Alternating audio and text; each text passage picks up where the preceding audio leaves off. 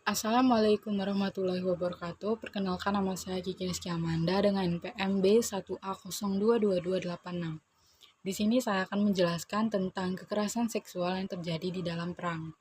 Sebelumnya perlu kita pahami dulu bahwa di setiap terjadinya perang itu harus ada aturannya.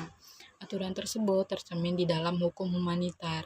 Fungsinya adalah untuk mengatur dan juga menjaga hak-hak daripada pihak-pihak yang terlibat di dalam perang, dan juga untuk mencegah terjadinya pelanggaran terhadap prinsip kemanusiaan selama perang itu berlangsung.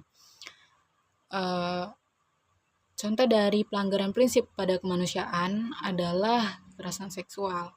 Kekerasan seksual adalah setiap tindakan seksual atau upaya untuk memperoleh tindakan seksual atau tindakan lain yang berkaitan dengan seksualitas seseorang yang dilakukan dengan paksaan, termasuk ada perkosaan, perbudakan seksual, ada pemaksaan prostitusi, ada kehamilan paksa, sterilisasi paksa, serta berbagai kekerasan seksual lain yang dilakukan oleh pihak yang terlibat di dalam perang kepada kelompok non-kombatan. Dalam hal ini adalah masyarakat sipilnya, umumnya terjadi pada perempuan dan juga anak.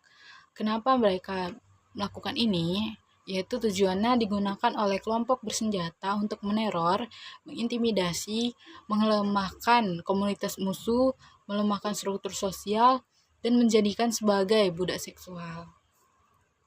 Adapun aturan yang melarang terjadinya kekerasan seksual dalam perang ini ada di yang pertama Konvensi Jenewa 4 tahun 1949 dan juga protokol tambahannya yaitu protokol tambahan 2 tahun 1977 pasal 4 huruf F yang melarang segala bentuk kekerasan terhadap warga sipil termasuk kekerasan seksual.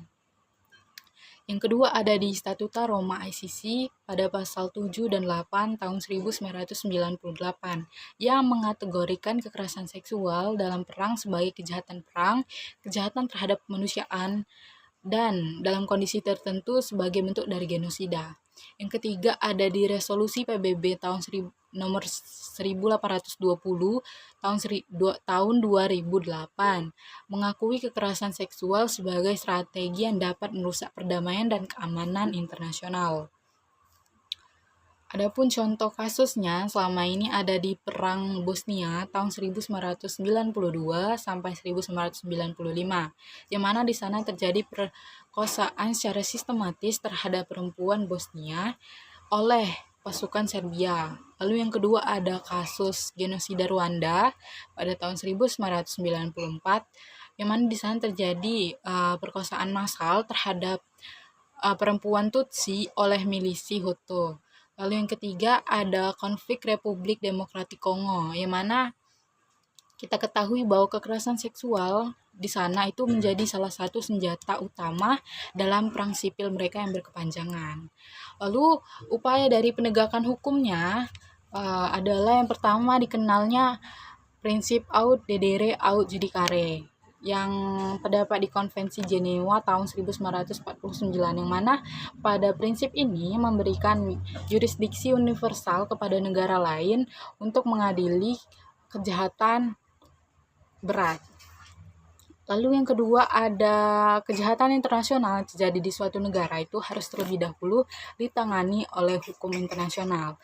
Jika negara tidak mau atau tidak mampu untuk melakukannya, perkara tersebut barulah dapat dibawa ke pengadilan internasional atau ke negara lain.